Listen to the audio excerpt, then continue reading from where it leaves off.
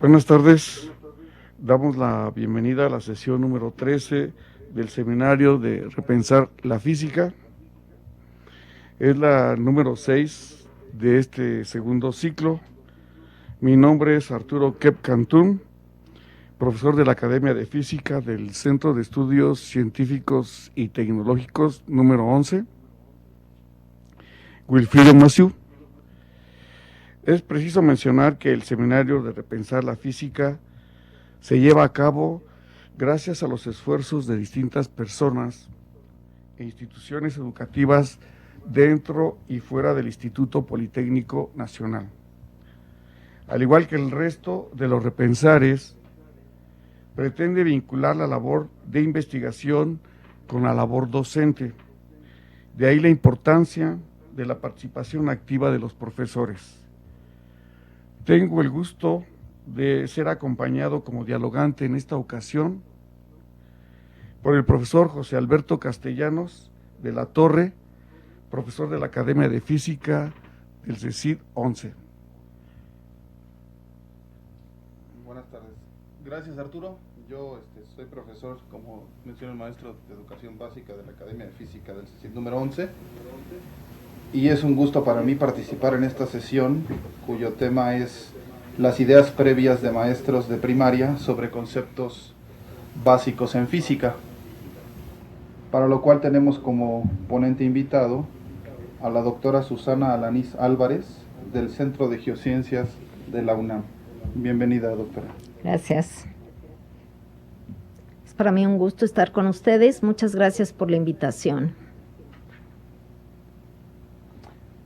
La Unidad Politécnica para la Educación Virtual del Instituto Politécnico Nacional ha elaborado una pequeña semblanza en video de nuestra expositora invitada. Los invitamos a verlo.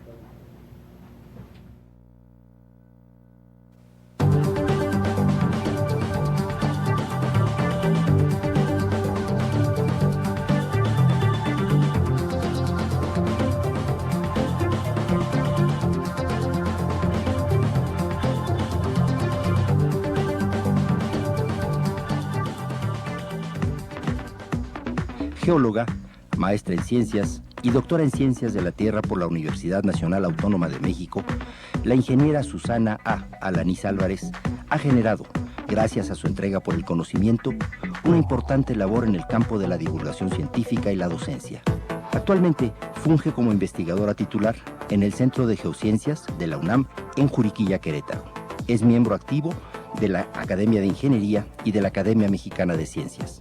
Debido a su especialización en geología estructural, se ha enfocado a estudiar la deformación frágil de la corteza terrestre y su vinculación con el volcanismo. Su trabajo no solo se enfoca en el área de campo, posee una gran producción teórico-científica con más de 74 trabajos registrados, entre los que se encuentran artículos científicos y de divulgación, mapas geológicos, memorias, capítulos en libros, autoría de libros y programas de cómputo. Cabe mencionar que existen más de 583 referencias de su investigación concentradas en la base de datos bibliográfica de resúmenes y citas de artículos de revistas científicas Scopus. Gracias a su aportación a los temas relacionados con la ciencia y la geología, fue editora en jefe de la Revista Mexicana de las Ciencias Geológicas. Además, fue editora invitada en la Sociedad Geológica Mexicana, cuyos materiales fueron publicados en la Geological Society of America. Su preocupación por impartir conocimiento se vio expuesta al llevar a cabo la coordinación y autoría de 5 de 7 libros de la serie de divulgación Experimentos Simples para Entender una Tierra Complicada. Es grato destacar que también escribió el guión de la obra de teatro Desexperimentos y el programa de televisión A la Deriva. En 2004 le fue otorgado el reconocimiento nacional Juana de Asbaje por parte del Centro de Geociencias de la Universidad Nacional Autónoma de México y desde el 2013 es profesora visitante del Instituto Politécnico Nacional. Su participación docente ha sido notoria. Ha impartido cursos de posgrado y licenciatura en la UNAM y cursos para profesores de licenciatura y de educación básica. Sin lugar a duda, una mente científica sabe que en algún lugar de la Tierra algo increíble está esperando ser descubierto. Muchas gracias. Recordamos a los participantes en el seminario publicar su intervención en el foro que se ha abierto en WordPress. Para tal fin, ahí mismo estará el video de la presente sesión a partir del día de mañana. Sí, profesor. Damos la bienvenida entonces también a las sedes conectadas en esta videoconferencia, así como a las personas conectadas de forma personal y presencial. La doctora Susana ha preparado una presentación y aquí les pedimos que nos hagan el favor de incluir su presentación de la doctora.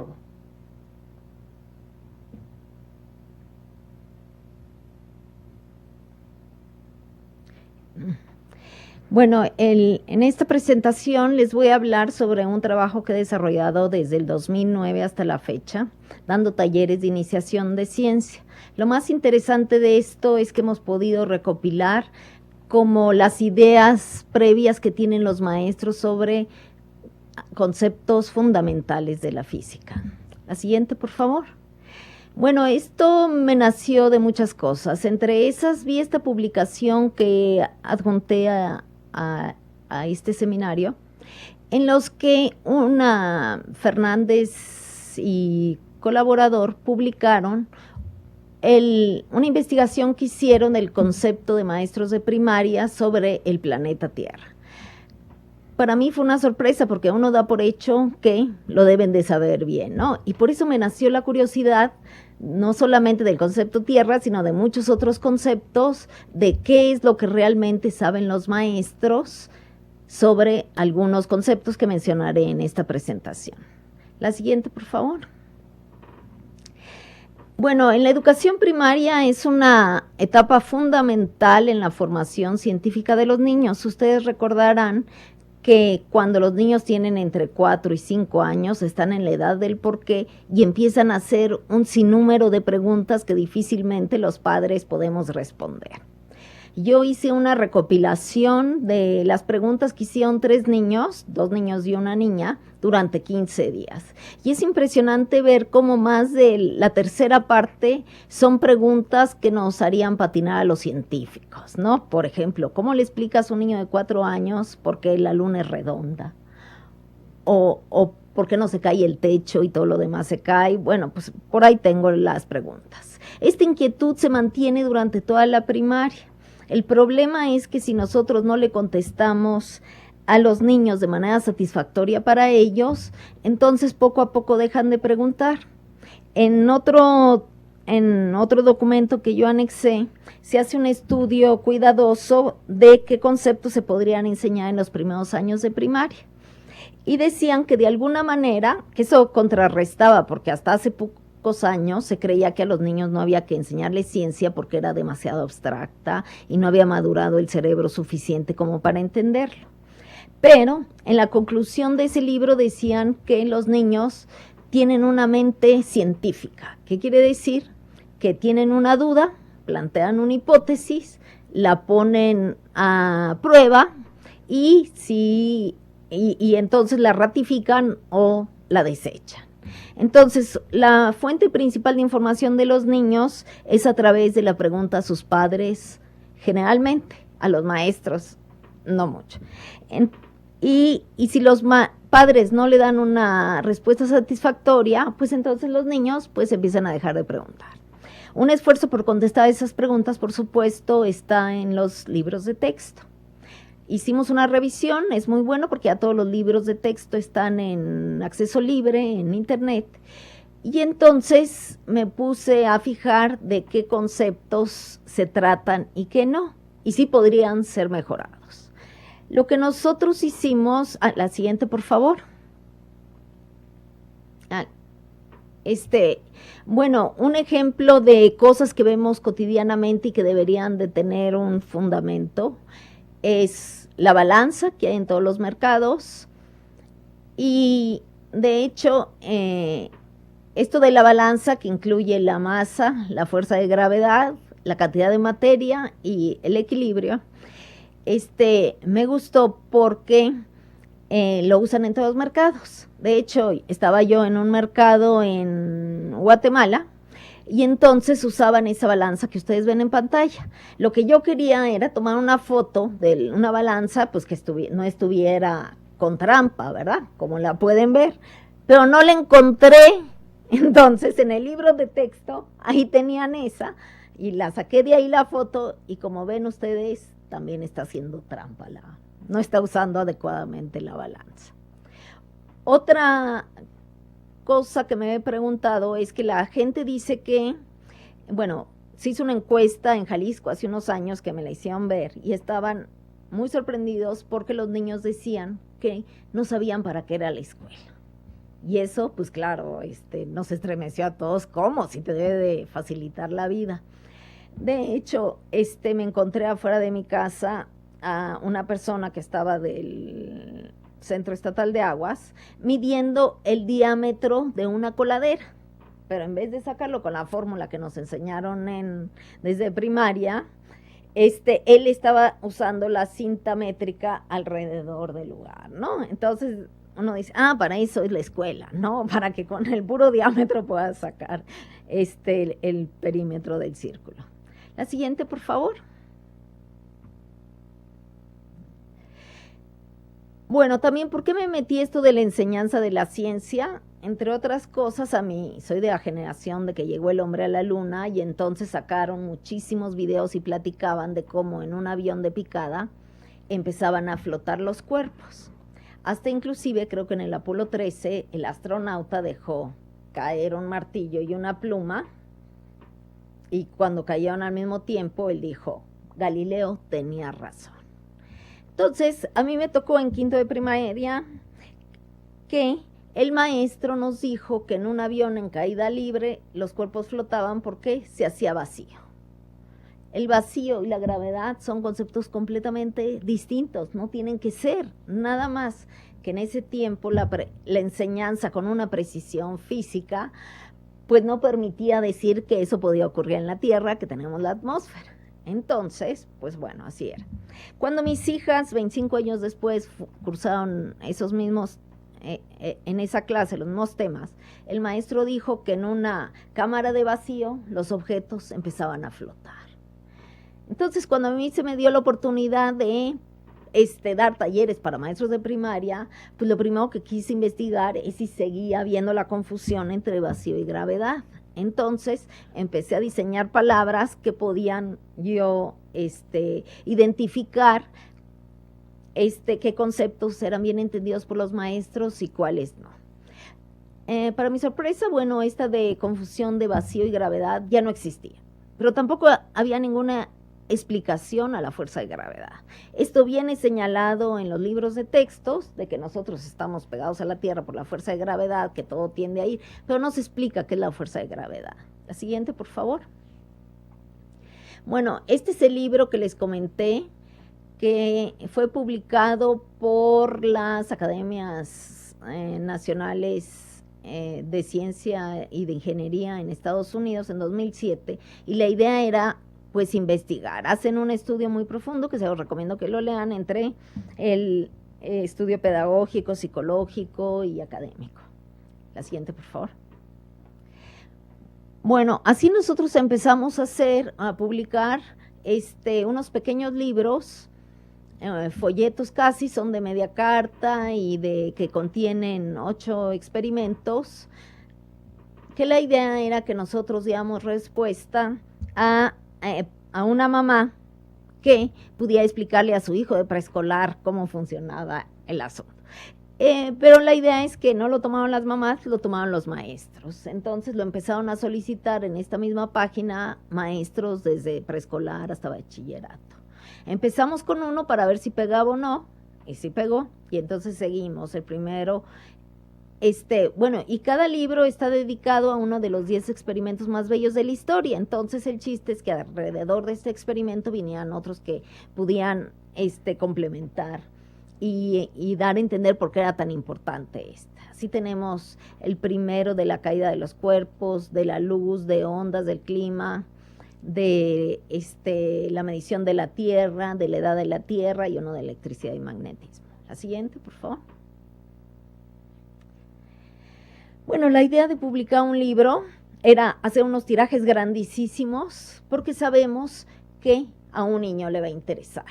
Entonces este es un taller que se puso en un preescolar y siempre uno podía identificar a un niño que lo había traído y queríamos asegurar que ese material llegara a los niños, así que conseguimos este financiamiento de muchas instituciones. La siguiente. Bueno, nosotros hemos tenido convenios con la Secretaría de Educación de Querétaro, que se llama la UCEBEC, Unidad de Servicios de Educación Básica para el Estado de Querétaro, y entonces nos dijeron que digamos unos talleres y que ellos iban a traer a los talleres un maestro de cada escuela en Querétaro. Lo hicimos por 2 años consecutivos y quiero decir, de 1000 escuelas primarias asistieron 500 maestros, que parece que es altísimo tener la mitad de un representante que conocía estos libros. Y nosotros lo que les pedimos es que a los niños, antes de ponerles el taller, llenaran esta encuesta con las preguntas que les hicimos a ellos. Entonces, si ustedes ven, pues nada más la maestra tenía que llegar y preguntarle a los niños y que levantaran la mano e ir contestando. Pero algunos maestros también nos dieron los cuestionarios llenados por los niños. La siguiente, por favor.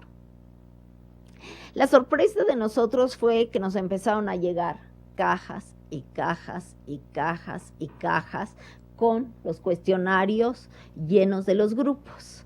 De tal manera que si contábamos el número de niños que llegó a contestar o levantar la mano en al menos uno de los talleres, fue arriba de 20,000. Claro, no todos eran válidos y quitando todos los que se ve que los habían entregado incompletos o copiados o lo que sea, pues nos quedaba ya un material muy bueno de saber, no solo lo que saben los maestros, sino lo que saben los niños.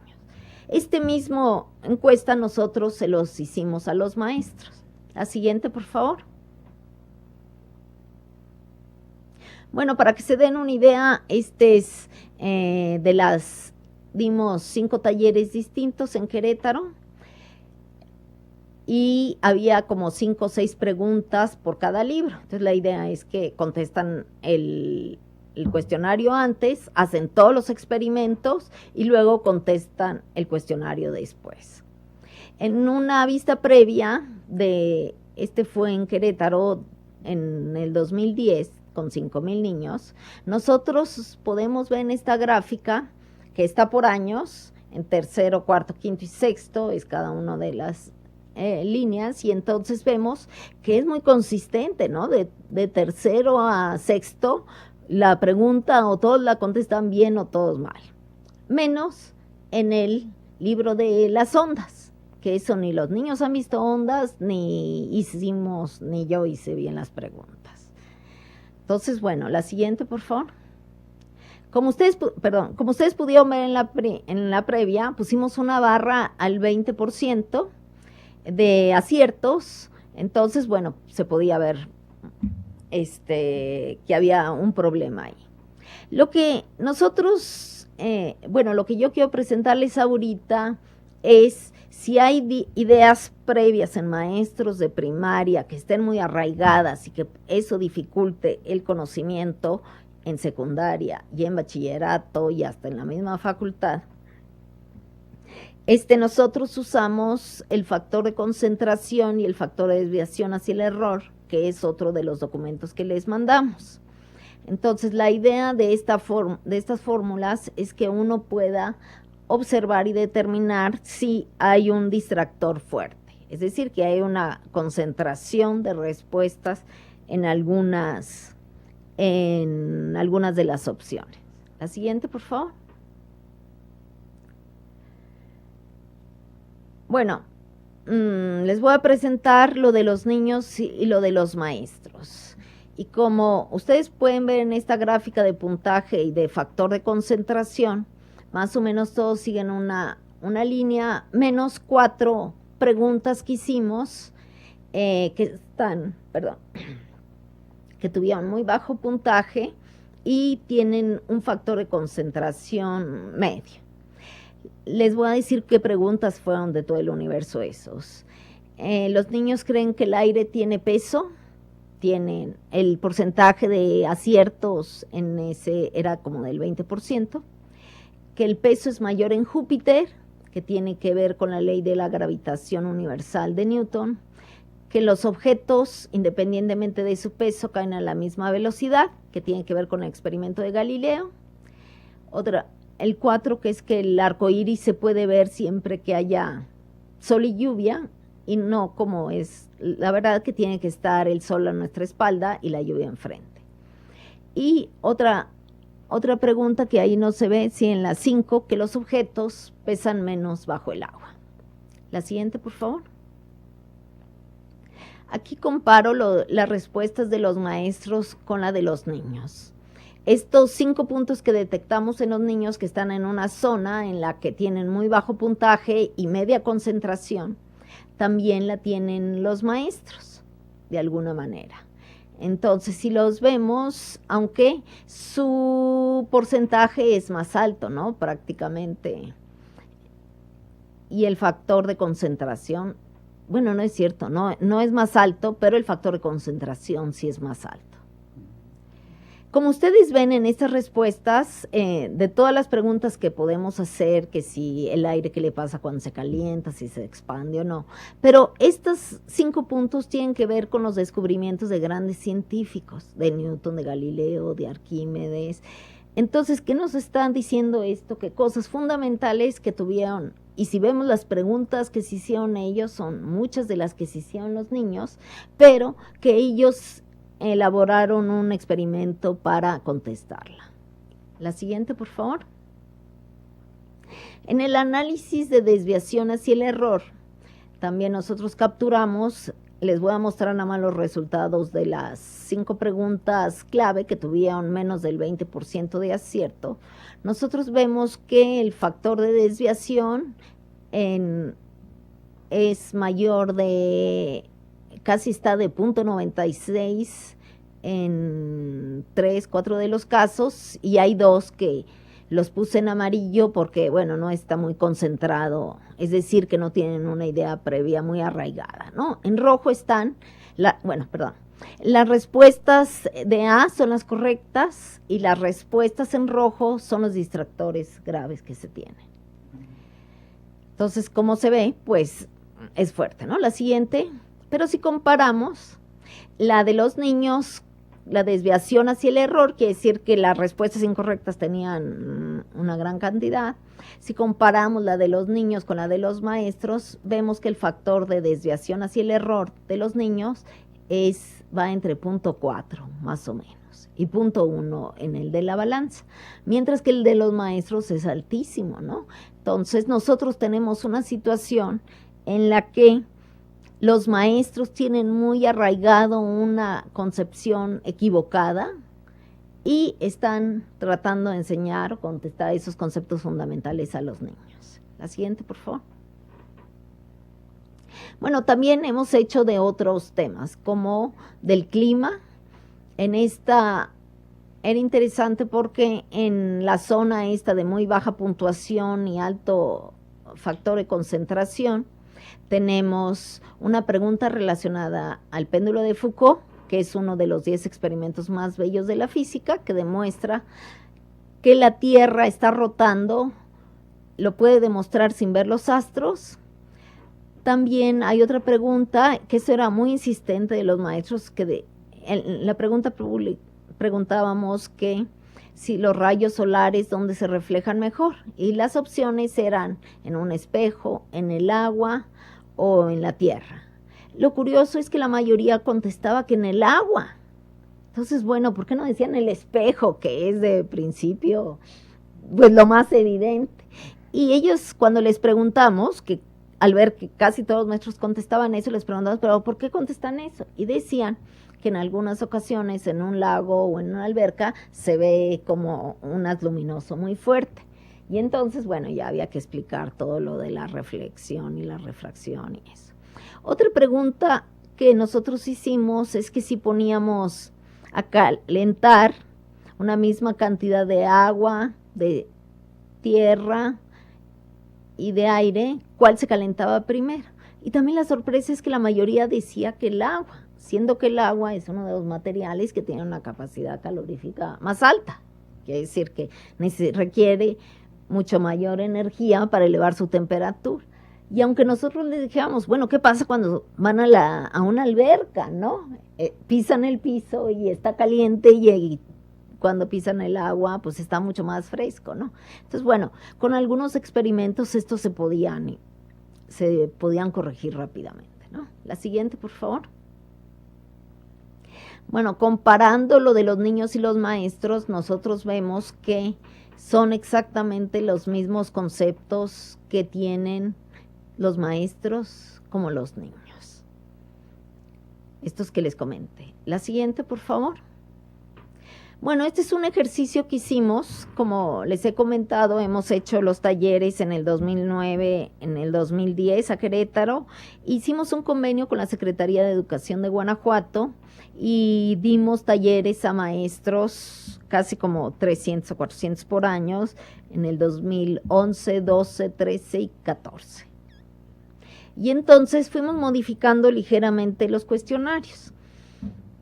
Y bueno, en el último que pusimos, que es el que les muestro todos los datos, lo que nosotros queríamos ver si había una transmisión del conocimiento, una transferencia, y entonces no era la misma pregunta antes y después.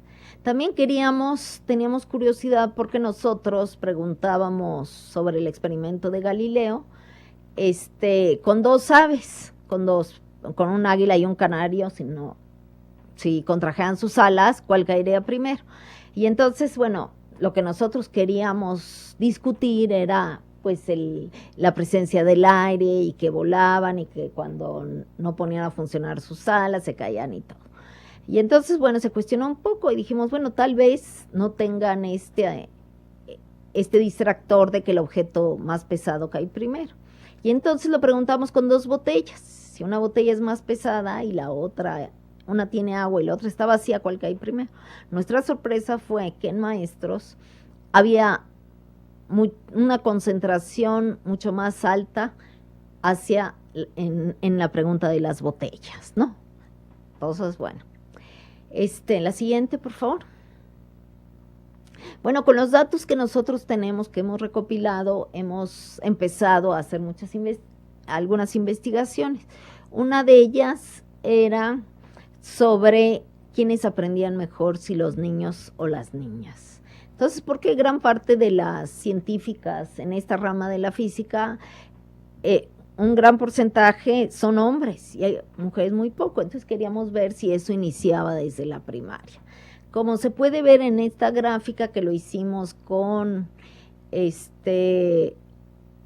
un análisis de nomios, entonces veíamos que los que están del lado derecho es que las mujeres contestaban, había un porcentaje más alto que contestaba correctamente, y en azul la de los hombres. Entonces, bueno, hemos empezado a jugar con estos datos para ver cómo funciona. Esta primera aproximación se ve que las niñas de cuarto grado son más aplicadas o tienen mayor comprensión de ciencias experimentales, en quinto ya le ganan los niños y en sexto ya se emparejan. Así que, bueno, no inicia el interés de la ciencia, no es mucho mayor en los hombres y que por eso sigan la carrera científica. Seguramente es lo que dicen todos, que hay un estereotipo de género que provoca eso. Bueno, creo que es la última. Gracias. Muchas gracias, doctora. En su presentación y en sus documentos de referencia menciona la alfabetización científica y que un reto de la enseñanza de las ciencias es precisamente el alcanzar dicha alfabetización. Un reto en apariencia bastante complejo. ¿Qué opinaría al respecto? Bueno, sí, de hecho, nosotros hemos observado que es muy complejo, pero si tienes unos fundamentos sobre el conocimiento muy bien puestos, es mucho más fácil. El problema es que muchos experimentos estos son muy sorpresivos porque van contra la intuición, ¿no? Uno aquí en la Tierra va a esperar que el objeto más pesado caiga más rápido. Entonces, bueno, eso no se aclara en la primaria. ¿Y qué pasa cuando llegan a secundaria o cuando llegan a bachillerato, donde se hace la enseñanza formal con ecuaciones y con matemáticas y todo? Y entonces se crea el conflicto porque el niño, digo, el joven, pues ya su modelo mental es uno que ya se ha generado a lo largo de toda su vida, y cuando llega ya a la parte matemática cree que eso pasa en situaciones ideales, ¿no? Como en el vacío, o que tenga una forma esférica o lo que sea. Yo pienso, y de lo que hemos visto en nuestros talleres, que si se hace la pregunta adecuada y se hace el experimento adecuado, muchos de estos fenómenos que dan una apariencia rara o no equivocada, porque ven que cae el objeto más rápido, siempre y cuando bueno, perdón, así no está. Si se da el experimento adecuado, puede ser, ¿no? Por ejemplo, Galileo se preguntó si los objetos más pesados caían antes.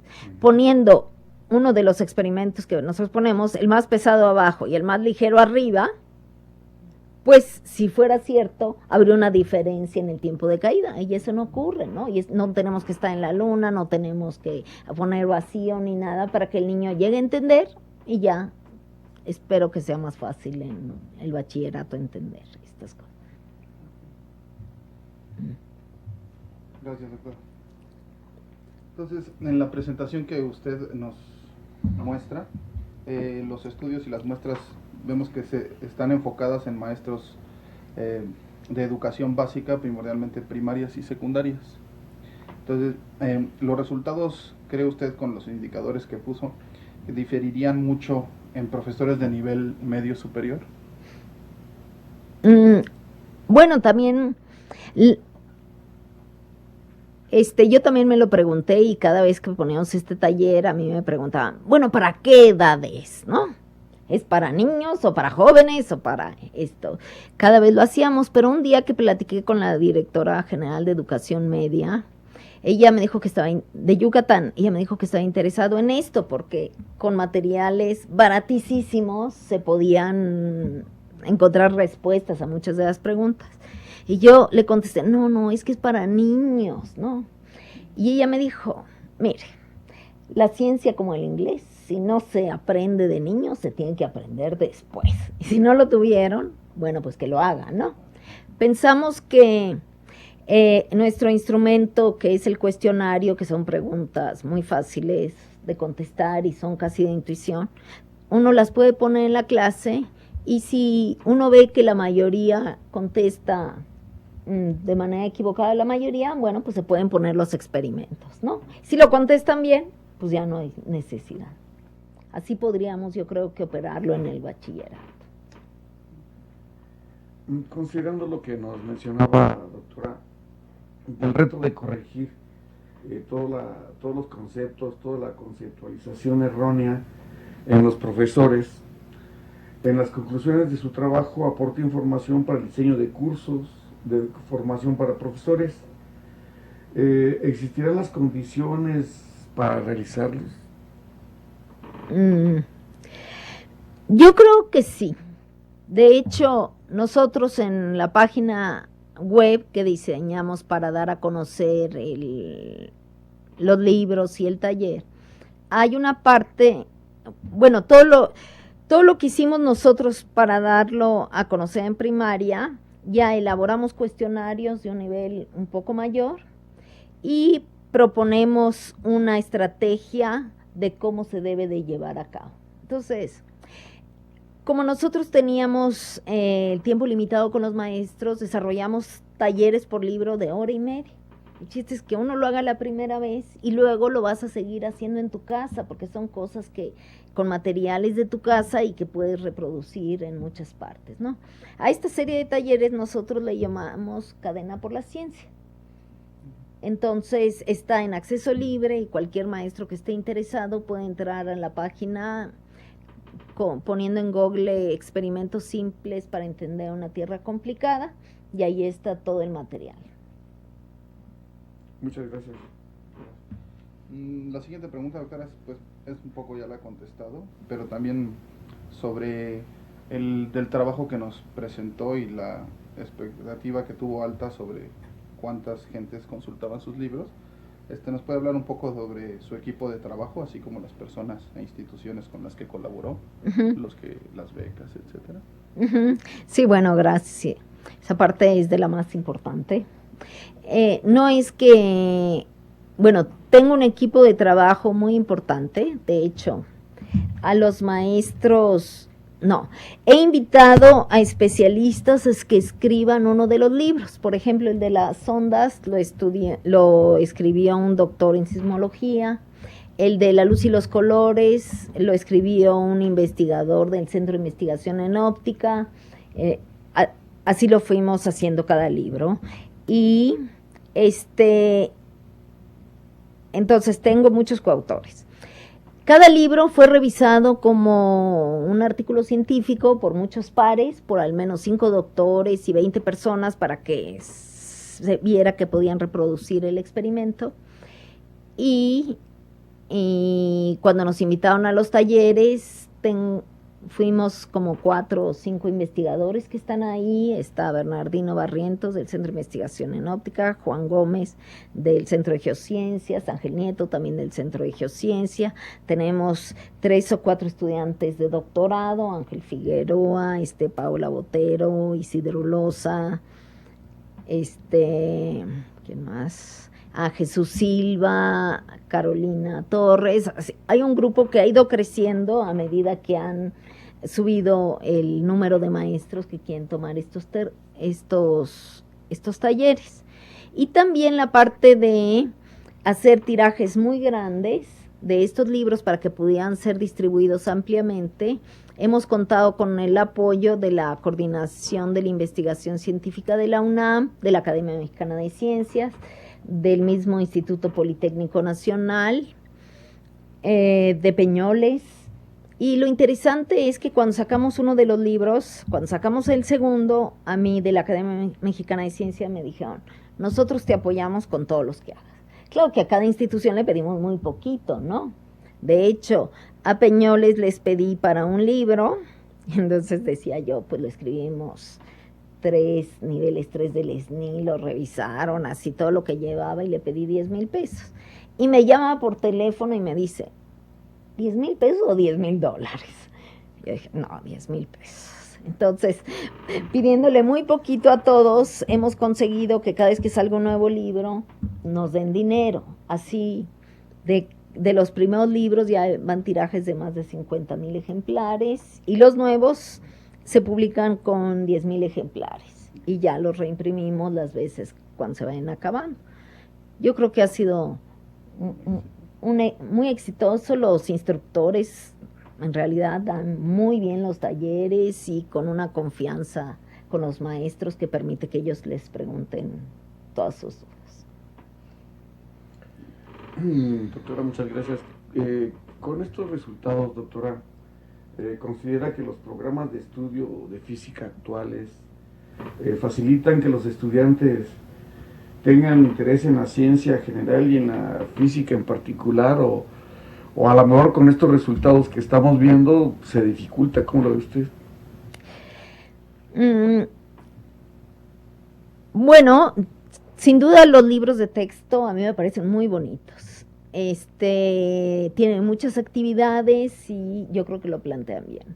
Pero pienso que se pueden mejorar mucho más, ¿no? Por ejemplo, ¿por qué no la primera vez que se habla de la luz, no se plantea las interrogantes de Newton y cómo él las resolvió, ¿no? Porque se dice que hay reflexión de la luz, refracción y todo, pero no se dice qué es la luz, ¿no?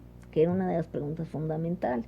No es lo mismo explicarle al niño con ángulos y eso, que tú le digas, bueno, los colores están en los materiales o en la luz. ¿Y cómo lo comprobarías, no? ¿Cómo probarías tu respuesta? Entonces ya se les puede decir los experimentos que usó Newton y pedirles, bueno, a ver, ustedes hagan esa pregunta y trátenlo de contestar con este experimento.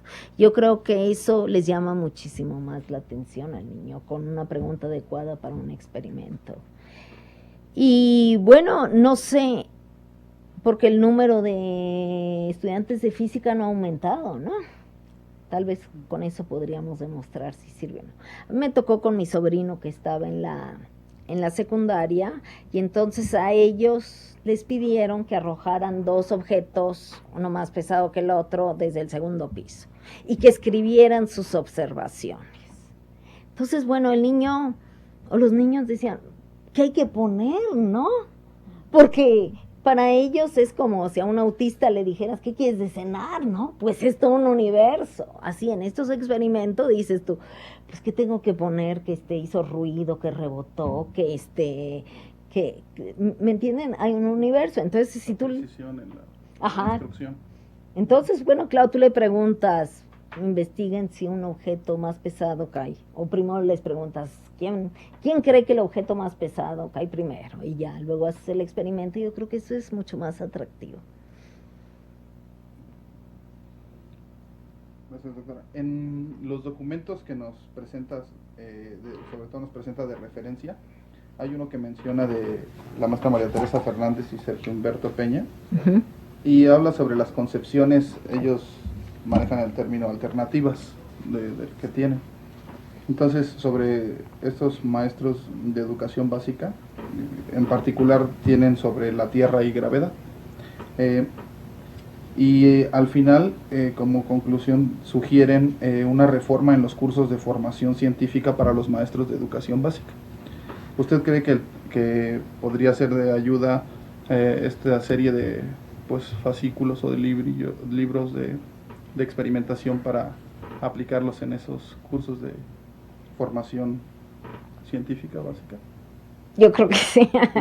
No, bueno, es interesante esto. Yo creo que de principio, como a los maestros no les gusta que les digas qué hacer, porque ya tienen toda su agenda llena, ¿no? Nosotros preparamos un taller que ellos deberían de replicar en sus aulas. Y muchas veces lo hizo, pero eso dependía de una solicitud de su superior, ¿no? De háganlos, y lo hacen. A los maestros les gusta muchísimo que expliquen estas cosas, porque son preguntas que les hacen todos los niños y que ellos no tienen manera de contestarla. Entonces, yo he podido constatar que estos libros son bajados por maestros de primaria principalmente.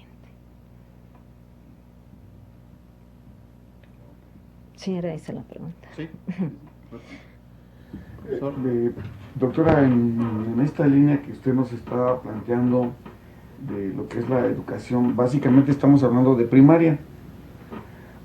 ¿Ha considerado que de alguna manera se den todos estos cursos en el nivel medio superior? No sé, de lo que usted nos está comentando, pareciera que, dado que no hay bases, pues cómo llegan al nivel medio, pero hay nivel medio. Pues, ¿ha considerado que esta formación se dé en el nivel medio? Claro, yo creo que es de la mayor importancia que se dé en el nivel medio. De hecho, una parte del financiamiento de estos libros fue hecha por la UNAM, y en la UNAM el CCH y la Escuela Nacional Preparatoria, el Consejo Académico, vieron los libros, lo evaluaron y dijeron, sí, son importantes. Hasta los incluyeron en las tabletas de la Escuela Nacional Preparatoria. Entonces, lo que trato de decir es que sirven desde preescolar hasta bachillerato. En preescolar, porque a las maestras les va a pedir entender, ¿no?, muchos de estos fenómenos. Y a los del bachillerato es porque yo pienso, claro, hay maestros muy buenos y seguramente todos los que nos están viendo, que están interesados, lo saben bien, ¿no? Pero este tipo de ejercicio no se hizo a los niños, y los niños no lo tienen asimilado todavía como experiencia vivencial, ¿no? Y a los maestros les ayudaría mucho porque son experimentos completamente fáciles, ¿no? Muy accesible, sí. Muchas gracias. Muchas gracias. Pues para terminar, sobre la pregunta, dice que en uno de sus libros que hemos tenido la oportunidad y fortuna de revisar, menciona un experimento, como usted mencionó, estaban basados en 10 experimentos famosos por su simpleza en la física, y encontramos que uno de los experimentos de caída libre basados en el experimento de Galileo menciona ahí que era el segundo más importante. ¿Nos podría comentar sobre el primero más importante y en donde por qué no se replica en los libros? En los libros. Bueno, sí, estos libros salieron con la idea de que salió una encuesta que fue publicada en una revista en Physics World, en donde se hizo una encuesta para el 2002 de cuáles habían sido los experimentos más bellos de la historia. Entonces la idea, por bellos, decían, los hombres, suena raro que digan en los experimentos bellos, pero el chiste era que tenían que haber sido hechos con muy bajos recursos y que hubieran cambiado el conocimiento de su época, lo hubieran hecho avanzar. Y entonces por el número de votos fueron clasificados, ¿no? De hecho, nosotros incluimos el de Arquímedes, que se mencionó, pero no ganó los votos suficientes. Bueno, ahorita regreso a Arquímedes, pero el primer lugar lo ganó un experimento que había sido virtual, que decían que era la doble rendija de los electrones. Y aunque no había sido hecho, decidieron que era genial, porque entonces demostraban que los electrones se formaban como partículas y se comportaban como partículas y como... Pero es un concepto muy difícil para ponerlo en un libro que sirva de preescolar y aunque he invitado a muchos investigadores a escribir algo así, es muy complicado y no lo hemos podido tener. De los 10 experimentos, nosotros ya tenemos 8 libros, nos falta ese y el de Cavendish. Y bueno, y de Arquímedes, de todos los talleres que hemos visto, yo creo que el concepto más difícil para entender ha sido la flotabilidad. Y eso que fue hace más de 20 siglos, ¿no? Y sin embargo, es el más difícil y bueno, no estuvo en la lista, pero por eso nosotros lo incluimos. Gracias, doctora.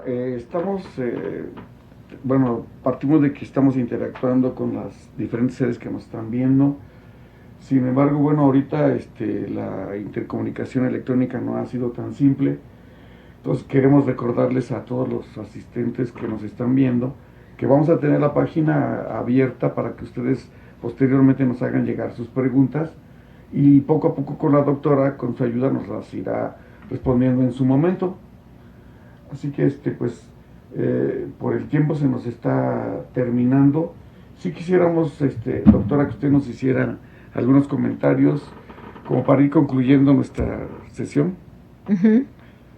Bueno, realmente esta aventura de haber hecho unos libros sobre los experimentos más bellos de la historia, yo creo que cambió mi vida completamente, ¿no? Como investigador, uno tiene responsabilidad de convencer al menos a uno para que lo sustituya cuando uno ya no esté o muchos. Y realmente no solamente lo que ha generado de todos los autores que han escrito es que es de lo más apasionante tratar de decirlo con lenguajes muy sencillos. Es de las tareas más difíciles. La parte de la aplicación diaria la hacíamos muy fácil, ¿no? Pero la parte más difícil era no usar términos técnicos. Entonces, la manera en que nosotros lo hacíamos en algunas ocasiones era pedir a niños de diferentes edades que subrayaran las palabras que no habían escuchado nunca y tratábamos o de definirlas o de ponerlo con otras palabras. Yo creo que hacía falta en México como una visión así global de cuáles conceptos sean importantes y cómo deben de hacerse. Gracias. Pues muchas gracias, doctora Susana, muchas gracias, profesor Arturo, pero sobre todo gracias a todos los que nos han acompañado de manera remota y agradecemos a la Dirección de Cómputo y Comunicación por todas las facilidades brindadas y hacemos una cordial invitación, como siempre, a la sesión del Seminario de Repensar la Física para el próximo 3 de noviembre, así como a las distintas sesiones de los repensares de la física. Muchas gracias y los esperamos aquí en la próxima ocasión. Hasta luego.